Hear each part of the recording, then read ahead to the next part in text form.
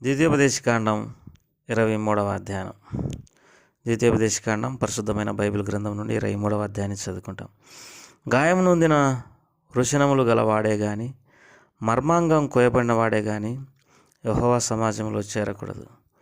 కుండు యెహోవా సమాజంలో చేరకూడదు. వానికి 10వ తరం వాడైనను యెహోవా సమాజంలో చేరకూడదు. అమ్మోనీయుడే గాని, మోయాబీడే గాని యెహోవా సమాజంలో చేరకూడదు. వారిలో 10వ తరం వారైనను ఎన్నడూను యెహోవా సమాజంలో చేరకూడదు. ఎలా అయినగా మీరు ఐగుప్తు నుండి వచ్చుండగా వారు అన్నపానములు తీసుకుని మిమ్మల్ని ఎదుర్కొని రాక నేను శపించుటకు బహుమానంనిచ్చి నదుల యారాయములోని పేతోరులో నుండి నీకు విరోధంగా బేరు కుమారుడైన బిలామును పిలిపించిరి. అయితే నీ దేవుడైన యెహోవా బిలాం మాట విననొల్లక నీ దేవుడైన యెహోవా నిన్ను ప్రేమించిన గనుక నీ దేవుడైన యెహోవా నీ నిమిత్తం ఆ శాపమును ఆశీర్వాదంగా చేసెను. నీ దినములన్నిట ఎన్నడూను వారి క్షేమమునైనను మేలునైనను విచారింపకూడదు. ఎదోమీయులు నీ సహోదరులు గనుక వారిని ద్వేషింపకూడదు. ఐగుప్తు దేశంలో నీవు పరదేశి ఇంటివి గనుక ఐగుప్తులను ద్వేషించకూడదు. వారికి పుట్టిన పిల్లల్లో 3వ తరం వారు యెహోవా సమాజంలో చేరవచ్చును. నీ సేన శత్రువులతో యుద్ధమునకు బయలుదేరినప్పుడు ఏ దుష్కార్యం చేయకుండా జాగ్రత్త పడవలెను. రాత్రి జరిగిన దాని వలన మైలపడిన వాడు మీలో ఉండిన ఎడల పాలెం వెలుపలికి వెళ్ళిపోవలెను. అతడు పాలెంలో చేరకూడదు. సాయంకాలం అతడు నీళ్ళతో స్నానం చేసి సూర్యుడు అస్తమించిన తర్వాత పాలెంలో చేరవచ్చును. పాలెం వెలుపల నీకు ఒక చోటు ఉండవలెను. ఆ బహిర్భూమికి నువ్వు వెళ్ళవలెను. మరియు నీ ఆయుధములు గాక గసిక ఒకటి నీ వద్ద ఉండవలెను. నీవు బహిర్భూమికి వెళ్ళినప్పుడు దానిలో త్రవ్వి వెనుకకు తిరిగి నీ మలమును కప్పివేయవలెను. నీ దేవుడైన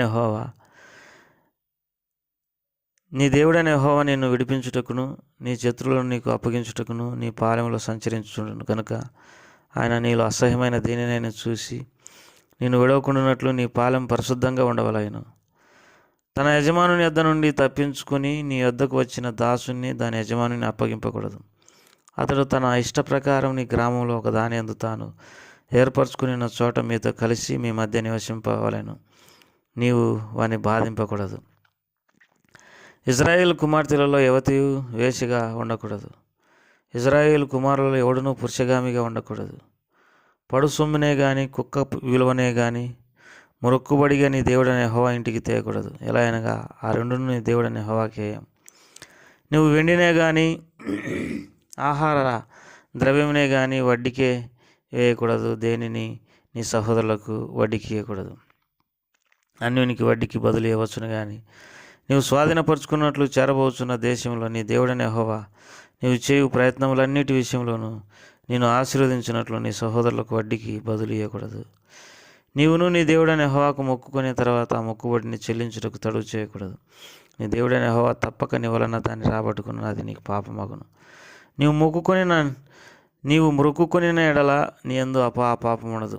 నీ పెదవుల నుండి బయలుదేరిన మాటను నెరవేర్చుకొని నీ దేవుడైన యెహోవాకు మొక్కుకునే ప్రకారం నీవు నీ నోట పలికినట్లు స్వేచ్ఛార్పణం అర్పింపవలెను. నీవు నీ పొరుగువాని ద్రాక్ష తోటకు వచ్చినప్పుడు నీ ఇష్ట ప్రకారం నీకు చాలినంత వరకు ద్రాక్ష పండ్లు తినవచ్చును కానీ నీ పాత్రలో వాటిని వేసుకొనకూడదు. నీ పొరుగువాని పంట చేనికి వచ్చినప్పుడు నీ చేతిలో వెనులు త్రుంచుకొనవచ్చును కానీ నీ పొరుగువాని పంట చేని మీద కొడవలి వేయకూడదు. ఈ వాక్య భాగాలను మన కొరకై ప్రభు దీవించున్నట్టుగా ప్రార్థన చేసుకుంటాం. ప్రేంగల తండ్రి, దయగల ప్రభా, మీకెంతో వందనాలు, స్తోత్రములు. మరొకసారి నేను స్తుతిస్తుంటున్నాం. మరి మీ నామం పేరట ప్రార్థన చేసుకుంటున్నాం. ఈ వాక్య భాగాలన్నింటినీ ప్రభా మా కొరకై ఆశీర్వదించండి. నీ జ్ఞానం దయచేయండి. మా కనులను తెరచు, మా హృదయాన్ని తెరచు. నీ ప్రత్యక్షతని మరి మాకు దయచేయండి. నీ స్వరం నీ వాక్యం ద్వారా వినడానికి సహాయపడుతురండి. యేసు ప్రభువారి నామం పేరట అడిగి వేడుకుంటున్నాం తండ్రి, ఆమేన్. ఈ ద్వితీయోపదేశకాండం 28వ అధ్యాయంలో 23వ అధ్యాయంలో యెహోవా సమాజంలో ఎవరు చేరాలి, ఎవరు చేరకూడదు అన్న సంగతి రాయబడింది. ప్రియమైనటువంటి వారలారా, 2 సమాజాలు భూమి మీద ఉన్నాయి. ఒకటి సాతాను సమాజం, ఇంకొకటి యెహోవా సమాజం. మరి యెహోవా సమాజంలో ఎవరు చేరకూడదు, ఎవరు చేరొచ్చు అని అంటే దేవుని వాక్యంలో రాయబడింది. గాయం నొందిన వృషణములు గలవాడే కానీ, మర్మాంగం కోయబడిన వాడే కానీ యెహోవా సమాజంలో చేరకూడదని రాయబడింది. దేవుని సమాజము మరి సంపూర్ణత కలిగినటువంటి మనుషుల సమూహమై ఉన్నది ఆత్మీయంగా అన్న సంగతి మనం ఎరగాల్సినటువంటి వారమై ఉంటున్నాం. అంతేకాదు మరి యెహోవా సమాజంలో అమ్మోనీయుడే కానీ మోయాబీయుడే కానీ ఎంతమాత్రం చేరకూడదని రాయబడింది. వారిలో 10వ తరం వారైనను ఎన్నడూను యెహోవా సమాజంలో చేరకూడదని రాయబడింది. అమ్మోనీయుడు, మోయాబీయుడు. మరి 10 తరాల వరకు వారైనా మరి యెహోవా సమాజంలో చేరకూడదు. అమ్మోనీయులు, మోయాబీయులకు మూలపితరుడు లోతు తన కూతుర్లతో పోయినప్పుడు పుట్టినటువంటి వారు ఈ అమ్మోనీయులు, మోయాబీయులు.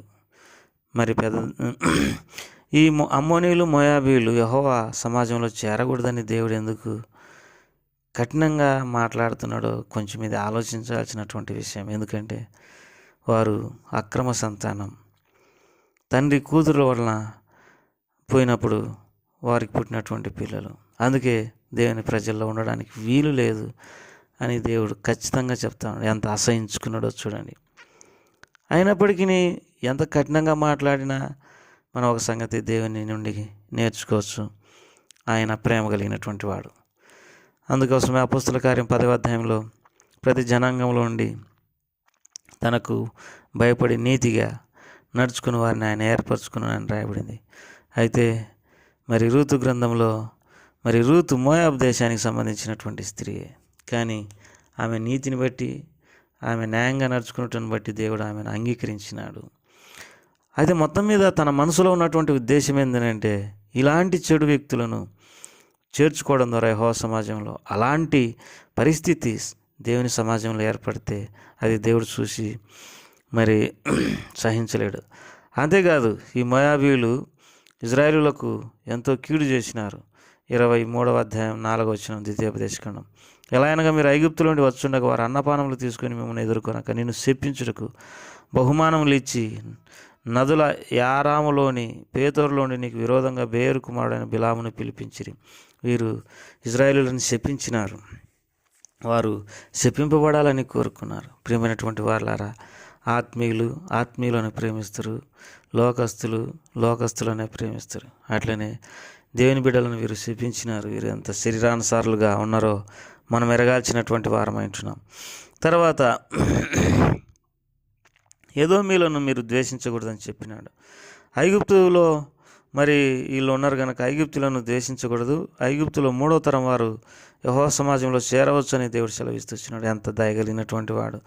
తర్వాత అపవిత్రులైనటువంటి వారు మరి ఈడ అపవిత్రత అనేది 2 రీతిలుగా మనం ఆలోచించాల్సినటువంటి వారం అంటున్నాం. మన ప్రభు 2 రకాలైనటువంటి పవిత్రతను మనం కోరుకుంటా ఉన్నాడు.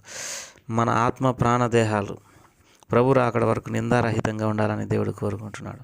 మన దేహం పవిత్రంగా ఉండాలి, మన ఆత్మ, మన ప్రాణం ఈ 3 కూడా పవిత్రంగా ఉండాలి. అప్పుడే ప్రభుకు సమీపంగా ఉంటాం. అందుకని జాగ్రత్తగా ఉండాలని రాయబడింది. అంతేకాదు వీరు బహిర్భూమికి పోయినప్పుడు తమతో పాటు గసికను తీసుకొని పోవాలి అని అన్నాడు. ఎందుకోసం అంటే నీ దేవుడైన యెహోవా రాత్రి పాలెంలో సంచరిస్తాడు, ఆయన అసహ్యమైనది చూసి నీ వద్ద నుండి వెళ్ళిపోతాడు అని దేవుని వాక్యంలో రాయబడింది. ప్రియమైనటువంటి వాళ్ళారా, మనం నివాసం ఉంటున్నటువంటి స్థలాలు, మన ఇండ్లు, తర్వాత మన ఇంట్లో ఉన్నటువంటి వస్తువులు, మన ఇంటిని అమర్చుకోవడం ఇవన్నీ ఎంతో శుభ్రంగా ఉండాలి. మరి ఎప్పటికప్పుడు పరిశుభ్రంగా దేవుని ప్రజలు ఉంచుకోవాలి. కొన్నిసార్లు దేవుని ప్రజలు సోమరితనాన్ని కలిగి ఎక్కడి వస్తువులు అక్కడ పెట్టుకొని ఎంతో అసహ్యంగా ఉండడం అనేది మరి దేవునికి ఎంత మాత్రం ఇష్టం లేదు. అసలు దేవుని ఆత్మ మనలో ఉన్నప్పుడే మనలో చురుకుతనం ఉంటుంది.